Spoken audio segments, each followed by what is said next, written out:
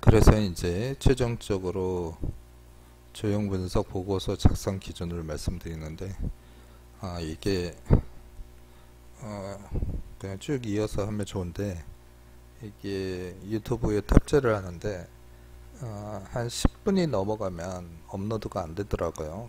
아마 뭐 기술적으로 압축을 시키거나 아니면 페이먼트를 하거나 뭐 이래야 되는 것 같은데, 그래서 여러분 대부분 10분 이내로 끊어서 업로드를 하니까 양해를 부탁드립니다. 자, 조형 분석 최종 보고서에 들어갈 내용을 설명을 하겠습니다. 우선 첫 번째로 여러분이 아직 조형 분석을 해본 적이 없는 걸로 고려해서 그, 그 유명한 작품을 서양이나 동양 미술사에서 아주 여러분이 이제 미술사 공부했으니까 서양 미술사를 거기에서 유명한 작품을 선택하시기 바랍니다. 그리고 그 작품이 시대성을 가지고 있고, 그러니까 시대성이라는 건 뭐냐면 우리가 르네상스 얘기하면 그 중세 종교 시대의 어두운 시대를 끝내고 인간의 문해 부흥 운동과 함께 그 미켈란젤로와 라파엘로, 뭐 레오나르도 다빈치 이런 사람들이 어떤 해부학이나 사실적인 근거, 과학적인 근거를 발전시켜서 작품을 진행하지 않았습니까? 그러니까 시대성이라는 것은 뭐냐면 중세 종교 시대가 끝나고 인간의 발견, 인간의 가치에 대한 연구를 하는 유명한 세 명의 작가, 이렇게 설명이 되는 거죠. 그 다음에 그 작품을 소개를 하는데, 작가와 작품을 소개한다는 건 르네상스 시대에 세 명의 작가가 있는데 이 세 명의 차이점이 다 있습니다. 공통점과 그거를 나열하셔야 되고요. 그리고 그 사람들, 그 작가가 여러 작품이 있는데 그 중에 어떤 특정 작품을 선택한 이유가 있어야 됩니다. 물론 그거는 여러분이 인터넷 조사를 하면 충분히 나올 거고요. 그리고 그 인터넷 조사를 하다 보면 그 작품에 대해서 기존의 비평가들이라든가 또는 미술가들이라든가 다른 화가라든가 이런 사람들이 그 그림에 대한 논평을 해놓은 게 있습니다. 그거를 발췌해서 넣기를 바랍니다. 그리고 이제 루펜스의 구도를 통해서 조형 분석을 하는 내용이 들어가고 최종적으로 자신의 느낌을 쓰는 겁니다. 이제 사례를 한번 해보면 조금 전에 설명했듯이 르네상스 시대를 선택을 했고, 그 다음에 이 세 명의 걸출한 작가 세 명이 이 시대를 대변하죠. 그 사람들에 대해서 논의하고, 그 다음에 라파엘로의 이제 그 그림을 하나 택했습니다.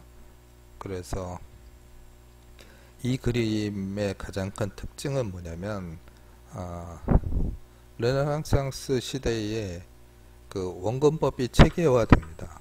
해부학이나 뭐 이런 것들이 있죠. 해부학은 뭐 미켈란젤로의 동상 같은 데서 잘 나타나죠. 그러니까 미켈란젤로를 택한다면 뭐 다비드상이나 이런 거를 하는 것이 맞을 거라고 생각하고, 물론 회화적인 특징도 확실히 있습니다.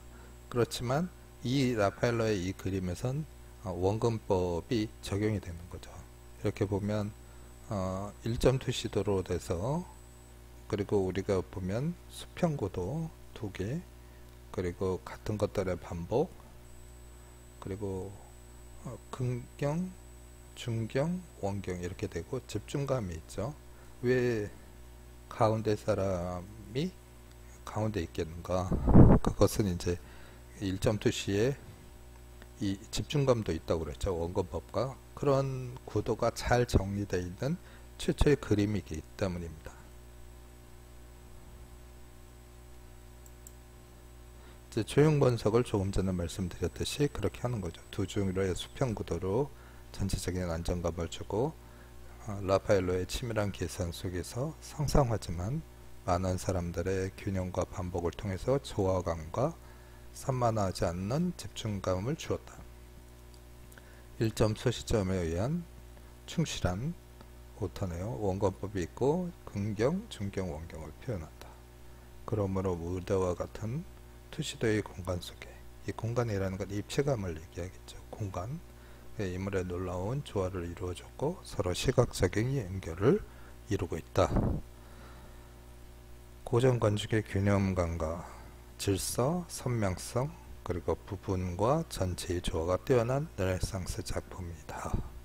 이렇게 정리를 했습니다. 그리고 이제 본인의 생각을 하는데, 이 본인의 생각을 정리할 때 여러분한테 하나 팁을 주면, 그 보고서는 그러니까 자신의 생각은 툭 튀어나오는 것이 아니고 이렇게 작성을 해야 됩니다. 앞에서 보면 어떤 시대성에 의한 동감, 예를 들어서 르네상스 시대의 인간에 대한 중요성과 인간에 대한 관심을 가졌다라는 시대성을 나는 긍정적으로 바라보며, 라파엘로가 하는 작품의 특징 중에 이렇게 그 투시도를 처음으로 인용해서 어떤